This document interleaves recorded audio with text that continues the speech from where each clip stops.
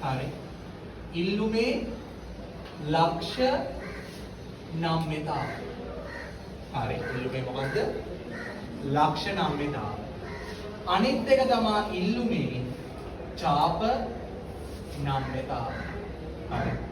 Point විලාසිකය එකයි app විලාසිකය එකයි. හරි. දැන් මේ පොඩ්ඩක් බලන්නකෝ. මුලින්ම කියන්නම් ලක්ෂ නම්‍යතාවයයි ඡාප නම්‍යතාවයයි අතර තියෙන වෙනස. හරි. මේ ලක්ෂ නම්‍යතාවය කියන්නේ සලකා බලන භාණ්ඩයේ මිලෙහි සිදුවන අපි කියනවා ඉතා සුළු ඒවත් අංශු මාත්‍ර වෙනසකට. මිලේ වෙනස ඉතා සුළු ඒවත් මොකද්ද? අංශු මාත්‍ර වෙනසකට. හරි. ඉතා සුළු ඒවත් අංශු මාත්‍ර වෙනසකට. හරි.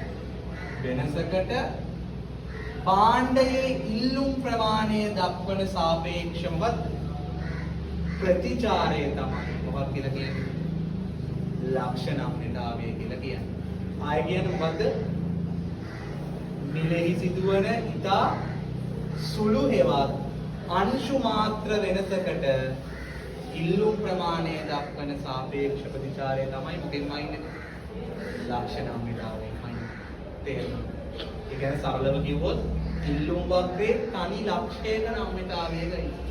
ඉල්ලුම් වක්‍රේ කොහමද? තනි ලක්ෂයක්. ඒ කියන්නේ තනි ලක්ෂයක් කියන්නේ පුතේ එක් මිලක් හා එක් ප්‍රමාණයක්. මෙන්න මේ වගේ තනි ලක්ෂයක නම්‍යතාවයකයි. හිතන්න එතන මිල 10යි ප්‍රමාණය 50යි කියලා. අන්න ඒ වගේ. හරි. තනි ලක්ෂයක නම්‍යතාවයක. මෙතෙන් දෙන්නේ ඡාප නම්‍යතාවය. දැන් අතන ගත්තේ මිලෙහි සිදුවන ඉතා සුළු හෙවත් අංශු මාත්‍ර වෙනසක්. එහෙනම් මෙතන සිද්ධ වෙන්නේ මිලෙහි සුළු වෙනසක්. එහෙනම් මොන වෙනසක්ද? විශාල වෙනසක්. හරි. මොන වෙනසක්ද? මිලෙහි සිදුවන විශාල වෙනසක්. හරි. විශාල වෙනසකට භාණ්ඩයේ ඉල්ලුම් ප්‍රමාණය දක්වන සාපේක්ෂ ප්‍රතිචාරයමයි ඉන්නේ අපි මොකෙන්ද? ඡාප නම්‍යතාවය. එහෙනම් බලන්න ලක්ෂ නම්‍යතාවය කිව්වේ මිලෙහි සිදුවන ඉතා සුළු වෙනසකට ඉල්ලුම් ප්‍රමාණය දක්වන ප්‍රතිචාරය මනින මිලුණා. එහෙනම් ඡාප නම්‍යතාවයේදී කරේ මිලෙහි සිදුවන විශාල වෙනසකට ඉල්ලුම් ප්‍රමාණය දක්වන ප්‍රතිචාරය මනින මිලුණා. තේරුණාද? ඒ කියන්නේ මෙතන ඇත්තටම පුතේ කරන්නේ ඉල්ලුම් වක්‍රයේ තෝරාගත් ලක්ෂ දෙකක් අතර නම්‍යතාවයක ඉන්න. හරියට මේවා. හරි. නිකම් A සහ B අතර අර ඔයගොල්ලෝ වෘත්තවල ඡාප කරේ. අන්න ඒ වගේ මේ පොඩි කෑල්ලක නම්‍යතාවයක ඉන්න. ලක්ෂ දෙකක් අතර. පැහැදිලිද කියලා. දැන් මේ නම්‍යතාවය ලක්ෂ නම්‍යතාවයයි ඡාප නම්‍යතාවයයි ගණනය කරන්න වෙන වෙනම සූත්‍ර තියෙනවා. වෙන වෙනම මොනවද තියෙනවද? මේ බලන්න ලක්ෂ නම්‍යතාවය ගණනය කරන සූත්‍රය මම මෙතන ලියන්නම්. ED සමානයි දැන් සමහර වෙලාවට මේක මම කිව්වේ EDP ආයෙනවා point ඒ point කියලා ලියන්නේ ලක්ෂ නම්‍යතාවය එපත් නේ ඒ ප්‍රශ්නයක් නෑ ඒක කැමති විදිහට ඔයගොල්ලෝ ලියාගන්න. හරි. ED සමානයි delta QD බෙදනවා අපි මොකෙන්ද? delta P ගේ ප්‍රතිශතක නෙමෙයි අර කලින් වගේ වැඩි කරනවා P බෙදීම මොකද? QD කියන. හරි. P බෙදීම මොකද? QD කියන අදාළ ලක්ෂයේ මිලහා ප්‍රමාණයෙන් බෙදනවා. බලන් ඉන්නකො. මේ මෙන්න මෙයාව ඊට කලින් හම්බුන්නේ නැද්ද ඔයාලට? delta QD බෙදීම delta P කොහෙන්ද හම්බුනේ? බස් ස්ටෑන්ඩ් එකේ කොහෙද? මේ තියෙන ඉල්ලුම් වක්‍රය මොකද්ද? බෑවුම. අර ඕගොල්ලෝ ඉල්ලුම් වක්‍රයේ බෑවුම කියන්නේ B සමානයි delta QD බෙදීම delta P කියලා. මේ ඉල්ලුම් වක්‍රයේ බෑවුම. අරගෙන ඒක වැඩි කරනවා අදාළ ලක්ෂයේ මිලහා ප්‍රමාණය අතර අනුපාතය. පැහැදිලිද කියලා. දැන් ඕමෙන් පොඩ්ඩක් ඡාප නම්‍යතාවය. ඒක හොයන සූත්‍රය කොහොමද දන්නවද? ඔය වගේම තමයි. ED සමානයි ඩෙල්ටා QD බෙදීම ඩෙල්ටා P වැඩි කරනවා. දැන් පුතේ මෙතන ලක්ෂ දෙකක් නේ. මිල ගණන් කීයක් තියෙනවද? දෙකක්. මිල ගණන් කීයක් තියෙනවද? දෙකක්. ඒ නිසා දානවා P1 P2 බෙදනවා QD1 QD2. පැහැදිලිද කියන්නේ? මිල ගණන් දෙකක් වගේම ප්‍රමාණයක් කීයක් තියෙනවද? දෙකක් තියෙනවා. ඒකයි එහෙම කරන්නේ. තේරුණා? දැන් පුතේ මේක සමානලාට මේ සූත්‍රය මෙන්න මෙහෙම ලියන්නත් පුළුවන්. ED සමානයි ඩෙල්ටා QD බෙදීම ඩෙල්ටා P වැඩි කරනවා P1 P2 බෙදීම 2. ආයෙත් මේක බෙදනවා QD1 QD2 බෙදීම 2.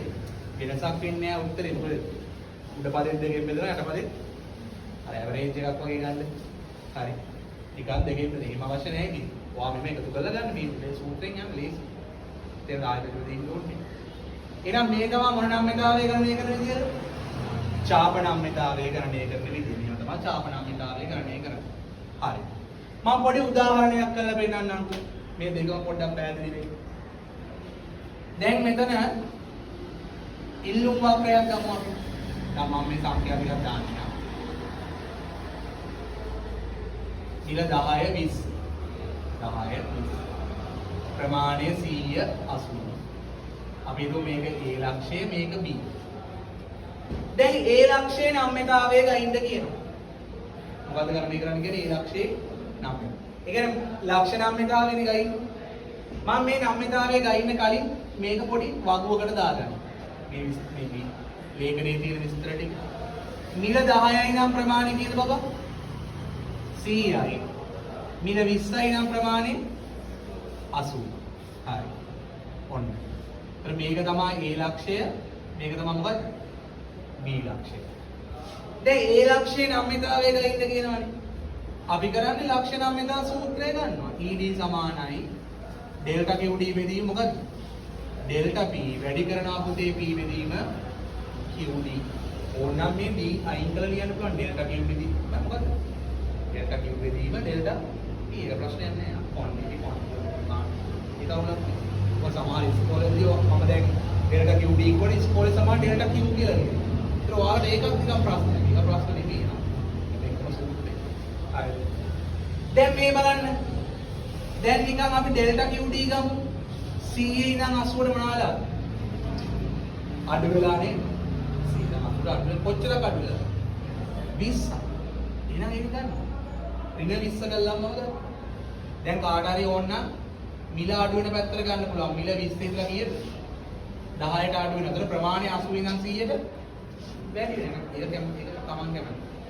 මොකද බෑවම ගන්න එකවත් ඔයා ගන්න එක්ක මිල පිනවන එහෙම නැත්නම් ප්‍රමාණය පිනන. මොකද ප්‍රතිලෝම සම්බන්ධයෙන් තියෙන මිලයි ප්‍රමාණය අතර. එහෙනම් මිලේ වෙනස කීයද? 10 ඉඳන් 20ට. කියන මේ වෙනස කීයද? 10යි.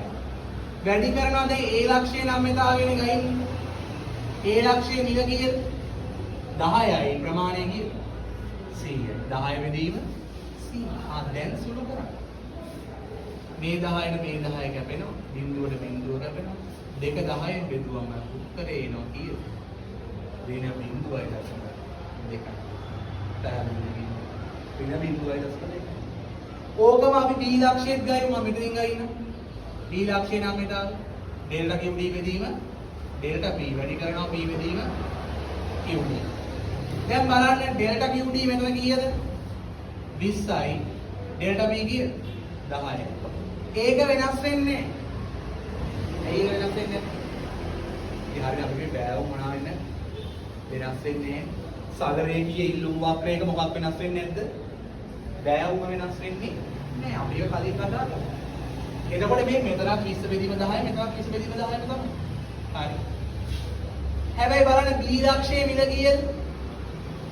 20යි. B ලක්ෂයේ මිල 20යි ප්‍රමාණය කීයද? 80. දැන් මේක සුළු කරන්න තියෙන්නේ. හරි. බිඳුවට බිඳුව ගමන මේ බිඳුවට මේ බිඳුව ගමන. දෙවරක් දෙක කීයද? 4යි. 4 8ෙන් බෙදනවා කියන්නේ 0.5. සුළු කරා 0.5. පැහැදිලිද කියන්නේ?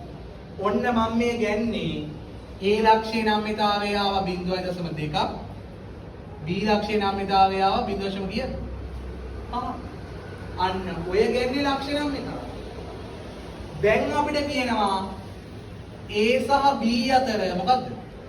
ඡාප නම්‍යතාවය ගැන මේ අතර නම්‍යතාවය ගැන කියනවා. ඒතකොට ඔය දෙක එකතු කරලා හරියන්නේ නැහැ. 0.2යි 0.5 එකතු කරාට ඡාප නම්‍යතාවය එන්නේ නැහැ. අර සූත්‍රයට අපි ආදේශ කරලා බලන්න. මේ බලන්න. ED සමානයි ඩෙල්ටා QD බෙදනවා අපි මොකෙන්ද? ඩෙල්ටා P ගෙන්. වැඩි කරනවා අර වගේ P1 P2 බෙදීම QD1 QD2. ඉතින් ඩෙල්ටා QD බෙදීම ඩෙල්ටා P වෙනස් වෙන්නේ නැහැ. ඇයි බෑවුනේ? මේ මෙතන වෙනස 20යි. මිලේ වෙනස කීයද? 10යි. 20 බෙදීම 10යි. වැඩි කරනවා A ලක්ෂයේ මිල කීයද? 10යි. B ලක්ෂයේ මිල 20යි. A ලක්ෂයේ ප්‍රමාණය 100යි. B ලක්ෂයේ ප්‍රමාණය 80. දැන් ඍණ 20 බෙදීම 10 වැඩි කරනවා මේක එකතු කරන්න 30යි 180. දැන් සුළු කරන්න තියෙන්නේ. හරි. බිංදුවට බිංදුව මේ බිංදුවට මේ බිංදුව කපනවා. හරි. දෙවරක් 3 6යි. 6 බෙදීම 18 කියන්නේ 3න් 1යි. 3න් 1යි කියන්නේ පුතේ 0.3යි. එහෙනම් බලන්න AB අතර ඡාප නම්‍යතාවය කීයද? ඍණ B/3යි. අර පාවිච්චි කරන සූත්‍රය වෙනස් වෙනවා. තේරුණාද? අනික තේරුම් ගන්න ලක්ෂ නම්‍යතාවයේදී වෙන්නේ මිලේ ඉතා මොකක්ද? සුළු වෙනසක්. ඒ සුළු වෙනස කොහොමද වෙන්නේ කියලා ටිකක් ඉස්සරහට කියන්නම්. ඒක බොහොම දක්ෂමය වෙනස් වීම. අර දැන් උදාහරණයක් විදිහට මම ඔයාලගේ පන්ති ගාස්තුට රුපියල් 2000ක් ගන්නවා කියලා.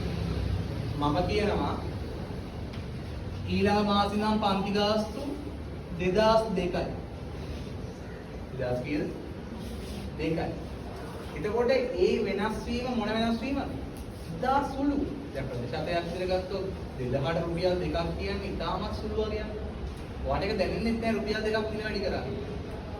හැබැයි මම පන්ති ගාස්තු 2000 ඉඳලා 2500 කරනවා. අන්න ඒක මොන වෙනසක්ද? විශාල ඒක දවල් දැනෙනවා රුපියල් 500ක් මෙයා මිල වැඩි කරලා. තේරෙනවද කියන්නේ? 25ක් විතර මිල වැඩි කරලා. අන්න ඒ වගේ. ඒක තමයි ලක්ෂ නම්‍යතාවය සහ මොකක්ද? ඡාප නම්‍යතාවය අතර තියෙන වෙනස. අපි ඒක නෝට් එක දාගෙන ගණන් වලට යනවා.